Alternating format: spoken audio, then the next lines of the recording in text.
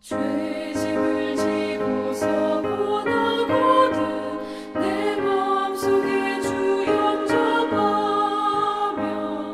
새 사람 되기를 원하거든 내 구주를 영접하라. 의심을 다 버리고 구주를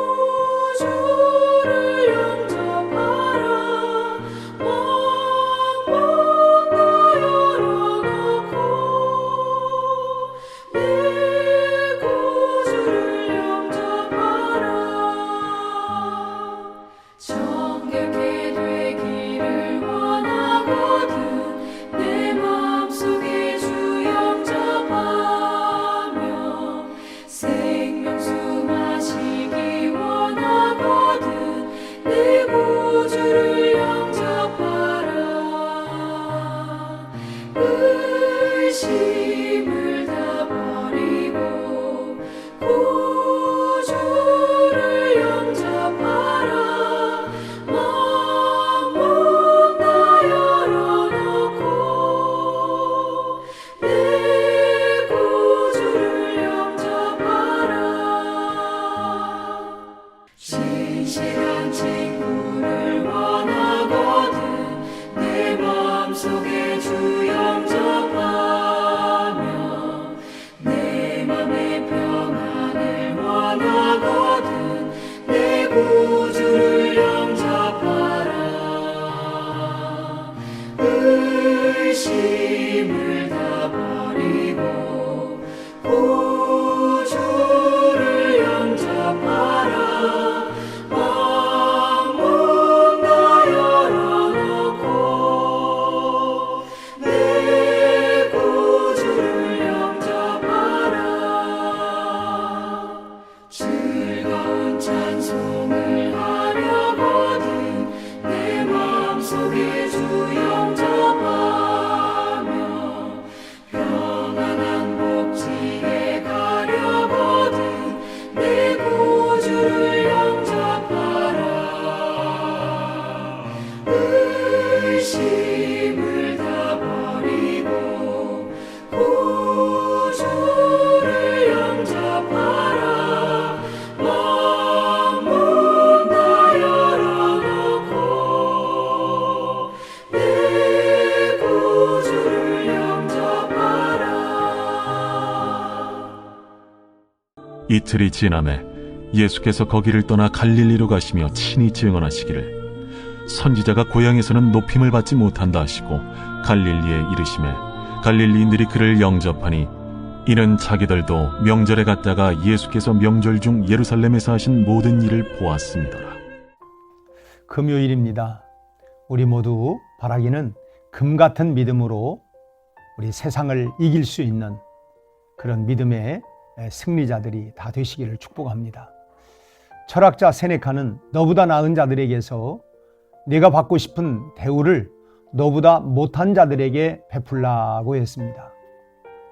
하지만 실제로 사람들은 자기보다 나은, 그래서 자신에게 도움이 될 만한 사람들을 초대하기를 좋아하고 그런 사람들을 또 대접하기를 좋아합니다. 그러나 도움이 될 사람만을 마음에 두고 영접하는 것은 진리가 아닙니다. 오늘 본문 말씀은 사람이 아닌 예수님을 영접하는 우리의 마음가짐은 어떠해야 하는가를 알려주고 있습니다.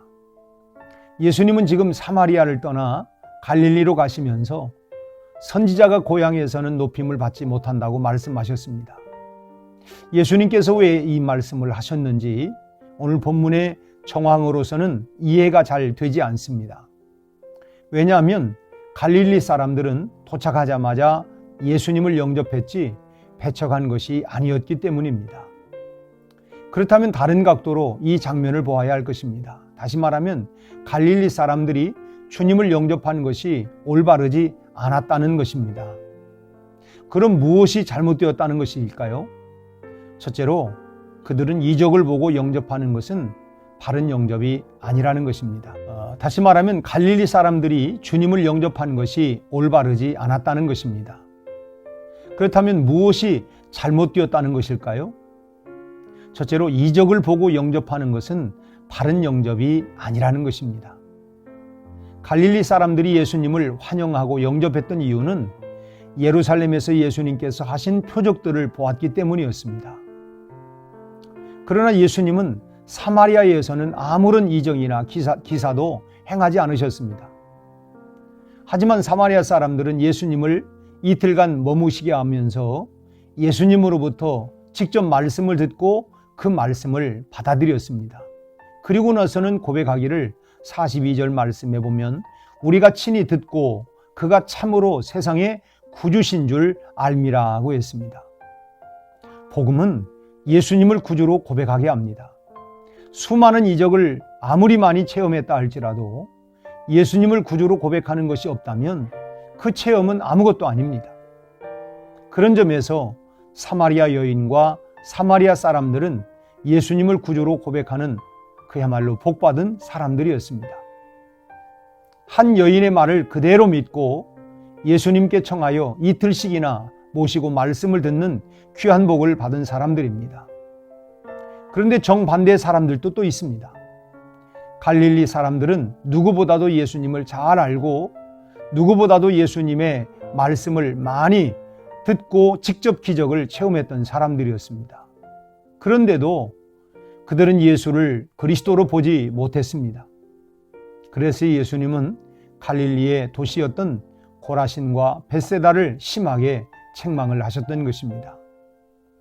성경은 예수님께서 두 도시를 저주하신 이유에 대해서 마태복음 11장 20절에 보면 예수께서 권능을 가장 많이 행하신 고을들이 회개하지 아니하므로 그때에 책망하셨다고 하셨습니다. 표적을 보고 예수님을 영접하는 것은 영접하는 것이 아닙니다. 그러므로 기적을 바랄 것이 아니라 말씀 속에서 예수님을 영접하고 믿는 여러분이 바로 복된 줄로 믿습니다. 두 번째로 고백이 없는 영접은 배척과 같다는 것입니다. 예수님을 영접하려면 고백이 있어야 합니다. 고백이 없는 영접은 형식에 불과합니다. 우리가 누구의 집에 초대받아서 극진한 대접과 함께 그분이 나를 얼마나 사랑하고 존경하는지 그리고 얼마나 마음에 두고 있는지를 마음속에서 우러나오는 말로 듣는다고 하면 그보다 더 큰 기쁨이 없을 것입니다. 그러나 반겨주지도 않고 그저 뻘쭘하게 있다가 음식이나 먹고 돌아온다면 왠지 마음에 허전함이 가득할 것입니다. 왜 그렇습니까? 고백이 없는 영접은 영접이 아니기 때문입니다. 우리가 주님을 영접한 것은 어떻습니까? 혹시 갈릴리 사람들처럼 기적을 바라지는 않습니까? 기적은 기적으로 그칠 뿐입니다. 기적을 보면 믿음이 더 커질 것 같지만 세상은 그렇지 못합니다. 사마리아 사람들처럼 하나님의 말씀을 사모하고 그 말씀으로 견고한 믿음이 되시기를 축복합니다. 그런 믿음을 가질 때 사마리아 여인처럼 전도할 수 있는 믿음이 생기게 됩니다. 여러분들은 표적과 상관없이 주님을 향한 고백이 있기를 바랍니다. 그 고백이 주님을 기쁘시게 하고 주님의 기쁨이 우리에게 힘이 된다고 하는 사실을 기억하시고 오늘도 정말 우리 마음과 힘과 뜻을 다해서 말씀대로 주님을 사랑하고 주님께 우리의 믿음과 신앙을 고백하는 또 복된 하루의 삶이 되시기를 주님의 이름으로 축복합니다. 함께 기도하시겠습니다. 사랑의 하나님, 오늘 우리에게 영원한 생명의 복음을 주신 것을 감사합니다. 우리가 기적과 표적과 이사를 보았고 체험했기 때문에 주님을 믿는 것이 아니라 하나님의 말씀 그대로를 믿고 신뢰하고 그 말씀이신 예수님을 내 마음으로 영접하고 받아들일 수 있는 이런 성숙된 믿음과 신앙 고백이 되게 하여 주시옵시고 우리도 마침내 영생의 말씀이 주님께 있는데 내가 어디로 떠나겠습니까? 오늘 우리도 이런 고백하에 하나님 살아갈 수 있는 믿음의 장부들이 다 되게 하여 주옵시고 우리를 통하여 오늘도 구원의 복음, 생명의 복음이 전파되게 하여 주시옵소서. 예수님 이름으로 기도하옵나이다. 아멘.